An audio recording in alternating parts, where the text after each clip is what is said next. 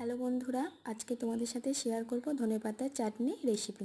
প্রথমে একটি mixer machine নিয়ে নেবেন। মিক্সার মেশিন না থাকলে শিলেও করতে পারেন। প্রথমে ধনেপাতাটিকে ভালো করে বেছে ধুয়ে মিক্সিতে দিয়ে দেবেন। তারপর যে যেরকম ঝাল খেতে পছন্দ করেন সেরকম অনুযায়ী কাঁচা লঙ্কা দেবেন। তাতে একটু কাঁচা তেঁতুল দেবেন। কাঁচা তেঁতুলটি দেওয়ার আগে দেখে নেবেন তাতে যেন কোনো দানা না থাকে। পরিমাপ মতো রসুনের কোয়া দিয়ে দেবেন। তারপর সেটিকে পেস্ট করবেন। পেস্ট করার সময় মাঝে মাঝে একবার খুলে দেখবেন পেস্ট হচ্ছে কিনা। পেস্ট যদি না হয় তাতে একটু সামান্য পরিমাণে জল দেবেন। তারপর আবার পেস্ট করবেন। পেস্ট করা হয়ে গেলে সেটিকে একটি এয়ারটাইট বাক্সে তুলে রাখবেন যাতে অনেক দিন ভালো থাকে।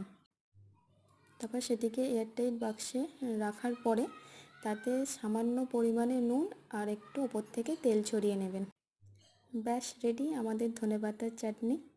এবার গরম গরম ভাতের সঙ্গে পরিবেশন করবেন ধনেপাতার চাটনি। ভিডিওটা যদি ভালো লেগে থাকে তাহলে একটা লাইক করে দেবেন।